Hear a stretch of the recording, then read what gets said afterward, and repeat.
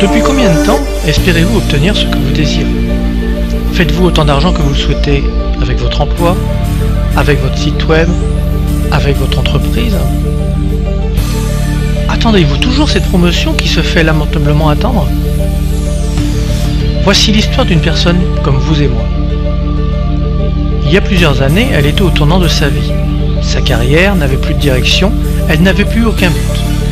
Ses finances étaient aussi sombres que le fond de son porte-monnaie. Elle ignorait vraiment où se diriger. C'est alors qu'une lettre qui lui était adressée a attiré son attention.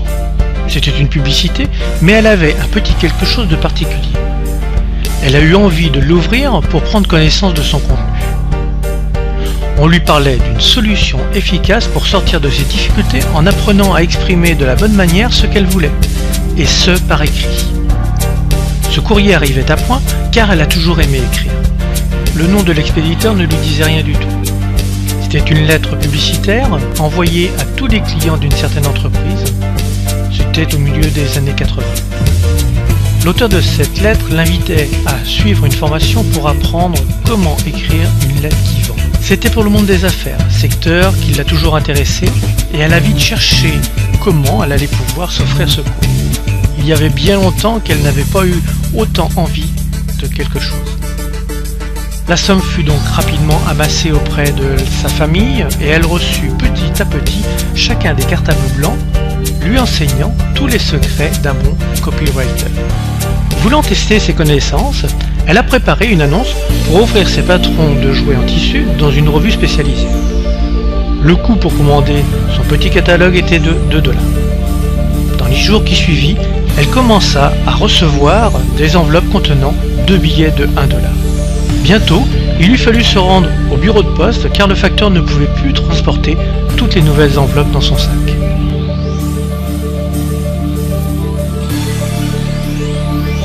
Plus tard, une amie immigrante illégale qui devait être extradée de son pays d'origine lui a demandé de l'aide pour tenter de convaincre la dernière personne encore en mesure de changer sa vie, le ministre de l'Immigration du Canada.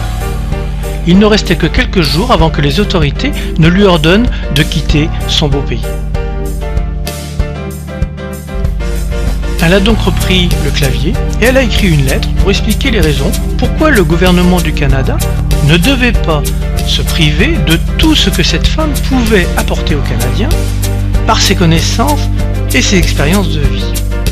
La veille de son extradition, elle reçut une télécopie lui confirmant qu'elle et ses enfants pouvaient rester au Canada et obtenir leur permis de séjour.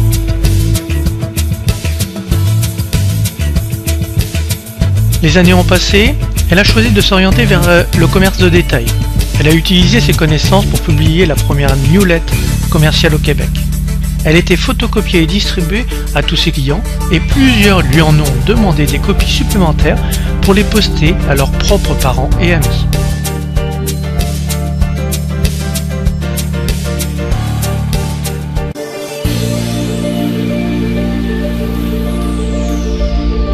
Le secteur dans lequel elle opérait a subi une perte de popularité sans précédent avec une chute de plus de 65% en moins de 2 ans.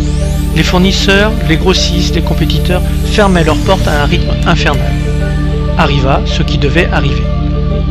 Au lieu de déposer le bilan et vivre le reste de sa vie avec un sentiment d'échec, elle a opté pour écrire à chacun de ses créanciers pour tenter de trouver une entente avec eux.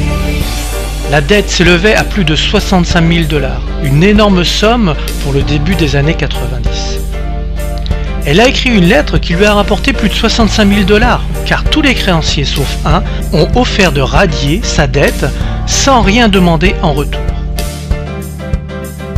Celui qui n'a pas offert de radier sa dette lui a simplement dit qu'il lui souhaitait beaucoup de choses dans la vie et que le jour où ça irait mieux, cela lui ferait une belle surprise de recevoir ce qu'elle lui devait. Il n'a jamais rien mis sur papier.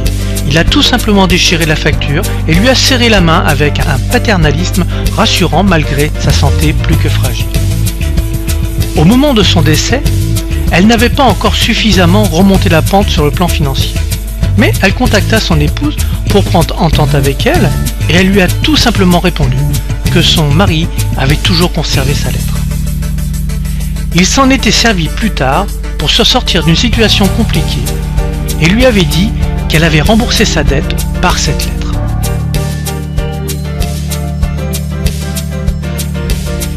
Un designer de renom, qui ne se déplaçait jamais chez les détaillants, a accepté de traverser la province de Québec pour venir lui prêter main forte lors d'une foire où elle tenait à faire la promotion de ses patrons de couture. Elle ne l'avait jamais fait pour personne d'autre. Elle lui avait tout simplement écrit pour lui expliquer pourquoi elle devait être présente à cette foire, même si elle vivait dans une région éloignée. Avec une simple lettre, elle a obtenu une subvention spéciale du ministère de la Culture du Québec pour bénéficier d'une formation privée avec la plus grande artiste du tricot à la machine du Canada. Le plus merveilleux, c'est que la subvention couvrait aussi tous les frais de séjour de cette dame qui devait donc se déplacer pour venir la former. Jamais une telle subvention n'avait été émise auparavant. Je pourrais vous écrire encore des dizaines de situations où les connaissances acquises lui ont apporté beaucoup plus que ce qu'elle espérait au départ. Mais je préfère vous inviter à prendre connaissance de ce cours par vous-même.